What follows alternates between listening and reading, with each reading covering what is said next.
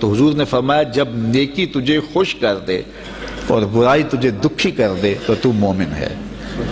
یعنی جب گناہ کرنے سے تجھے اذیت ہو، گناہ ہو جاتے ہیں بندے سے، یہ بات چونکہ باہمی جذبات ہیں، سبھی جذبات ہیں اور جنسی خواہشات ہیں، آرزوؤں کا ایک جل ترنگ ہے جو اندر بج رہا ہے، لیکن اس کے باوجود جب کبھی گناہ ہو جائے تو فوراً توبہ. یہ مومن کی زندگی ہے کہ پہاڑ نیچے آ گیا ہے، ابھی توبہ نہ کی تو کہیں کچھ ہو نہ جائے، فوری معافی مانگ لے. اللہ اس کو بھی بڑا پسند کرتا ہے. اگر کوتاہی ہو گئی تو پھر اڑا نہ رہے، ضد نہ کرے، فوراً اس کا بدن کپ کپا اٹھے، آنکھیں آنسو برسائیں اور کہیں مالک مجھ سے گناہ ہو گیا.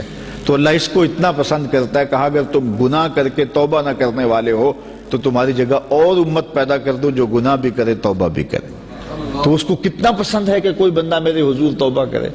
تو گناہ تو سرزد ہو ہی جائیں گے زندگی کے اندر، لیکن یہ ہے کہ اصل بات یہ ہے گناہ کے بعد جو پچھتاوا ہے، شرمندگی ہے، وہ اللہ کو بڑی پسند ہے کہ میرا بندہ میرے سے کتنا ڈرنے والا ہے. یہ نام آپ نے سنا ہے ایاز اور محمود کا کہ ان کی محبت کا بڑا رشتہ تھا. تو محمود سے بہت پیار کرتا تھا ایاز، تو باقی وزراء جلتے رہتے تھے. تو بعض اوقات محمود غزنوی کوئی نہ کوئی ایسا واقعہ ان کو دکھاتا کہ میں اس کو ترجیح کیوں دے رہا ہوں.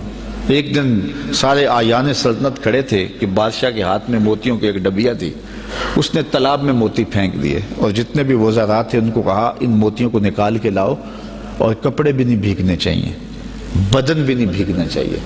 تو سب نے کہا یہ کیسے ہو سکتا ہے، ایک ایک کو حکم دیا. سب نے کہا کہ حضرت کپڑے تو بھیگیں گے، بدن تو بھیگے گا. ایاز کی باری آئی، کہا ایاز یہ موتی نکال کے لاؤ، کپڑے اور بدن بھی نہیں بھیگنا چاہیے. اس نے فوراً چھلانگ لگائی، تیسے موتی نکالے، بدن نچڑ رہا ہے پانی سے، کپڑے نچڑ رہے ہیں، پانی اور موتی پیش کیے اور بدن کانپ رہا ہے.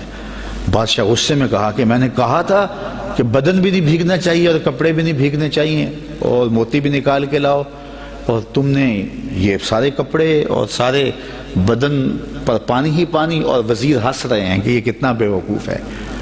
تو ایاز نے کہا بادشاہ سلامت آپ کے دو حکم تھے، ایک حکم تھا موتی نکال کے لانے ہیں، دوسرا حکم یہ ہے کہ کپڑے اور بدن نہیں بھیگنا چاہیے. ایک میں نے پورا کر دیا، دوسرے کی معافی چاہتا ہوں. اس نے کہا یہ ہے اس کی وجہ ترجیح. اس دنیا میں رہتے ہوئے جب خواہشات ساتھ لگی ہیں، آرزویں ساتھ لگی ہیں تو کبھی گناہ تو ہوگا.